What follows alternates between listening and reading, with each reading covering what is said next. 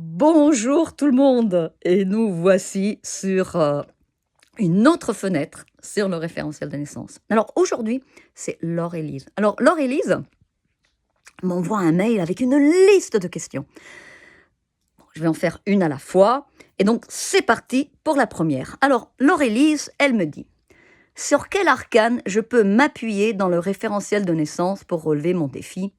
Ou comment puis-je le relever, mon défi, à partir du référentiel de naissance?»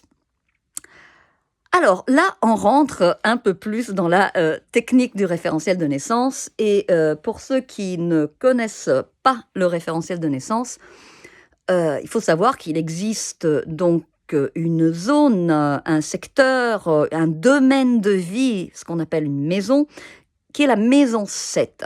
Alors la maison 7 est dite la maison du défi. Alors moi j'aime bien dire, avant de nous poser la question de comment traiter un défi, essayons de nous poser la question, mais ça veut dire quoi un défi? Et quelque part, déjà le fait de se mettre à chercher, qu'est-ce que ça signifie un défi dans notre vie? Quelque chose qu'on se défie quelque part à relever, ben ça va mettre en mouvement la réponse, et nous aider, heu, donc avec ce défi. Alors la première chose qu'on dit concernant un défi, c'est que, dans le référentiel de naissance, la mise en 7, c'est ce qu'on vient comprendre et qu'on n'arrive pas à comprendre, car c'est justement, ce qui peut créer, une limitation, un blocage, une fermeture, des croyances limitantes, dans notre mode de fonctionnement. Donc en gros, c'est ce qu'on est venu comprendre, c'est ce qu'on n'arrive pas à comprendre et que justement on est appelé à comprendre et qu'on se défie à cette compréhension. Alors c'est pas un jeu de mots, histoire de, voilà, jouer avec la notion de compréhension, mais en fait, pensez quand vous êtes à l'école que vous aviez, à résoudre un problème, c'était quoi le problème? C'est de ne pas comprendre où se situe la question du problème. Ben c'est ça une maison 7. La première chose à faire, c'est comprendre. Comprendre pour transformer et ensuite vous verrez pour valoriser. Comprendre, transformer, valoriser.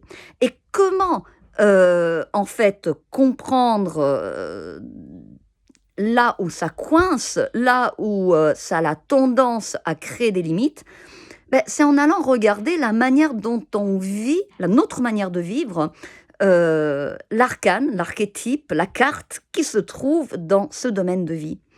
Et c'est vrai que tant que cette compréhension n'est pas, vraiment conscientisée, nous avons un peu la tendance à incarner cette carte dans notre expérience de vie à partir de ce qui tire vers le bas, c'est-à-dire à partir, de ce qui est un peu à l'opposé du potentiel de la carte. Alors je le répète, les cartes ne tirent jamais vers le bas dans notre manière de travailler, mais c'est nous que quand on se ferme à la proposition évolutive qui nous est donnée avec cet archétype, bah, que nous, sommes dans la problématique de la carte. Donc on va avoir la tendance à, vivre, tant qu'on n'arrive pas bien à saisir, à comprendre, la carte, dans ce qu'on appelle en référentiel de naissance, tirée vers le bas.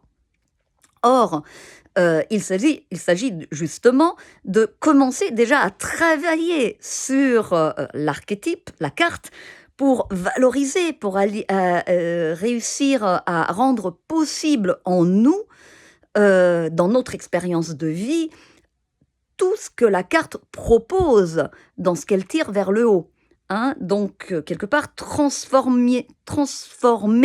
Alors pour faire ça, c'est vrai qu'on peut utiliser en général la maison 7 est présentée avec une autre maison qui est la maison des ressources, des potentiels, la maison 6, car ce sont 2 maisons qui souvent travaillent ensemble. On peut prendre appui sur l'une pour aider la compréhension de l'autre. Bon, ça c'est la manière classique de travailler une maison 7.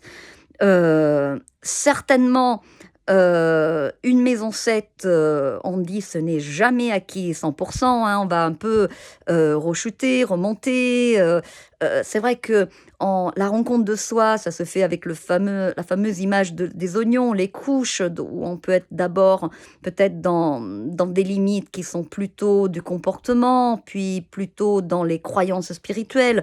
En fait, ça va s'affiner, mais une chose est certaine, c'est que au fur et à mesure que on arrive à conscientiser tout le potentiel de cette maison 7, ben il y a un rayonnement qui va se déployer.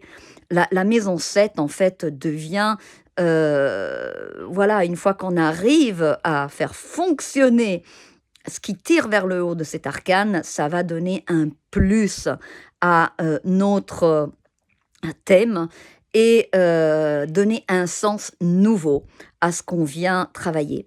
Bien évidemment, là, dans cette réponse, je ne tiens pas compte du fait que, les cartes, c'est-à-dire les maisons dans dans le référentiel de naissance, peuvent aussi constituer des aspects avec d'autres maisons et dans ce cas-là, bon, bien évidemment, la manière de travailler la maison 7 peut s'articuler autrement.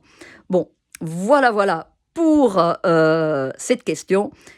Si vous aimez ce petit jeu, merci, de m'écrire et surtout, n'oubliez pas de partager cette vidéo si cela vous plaît. Merci encore et je vous attends. À demain.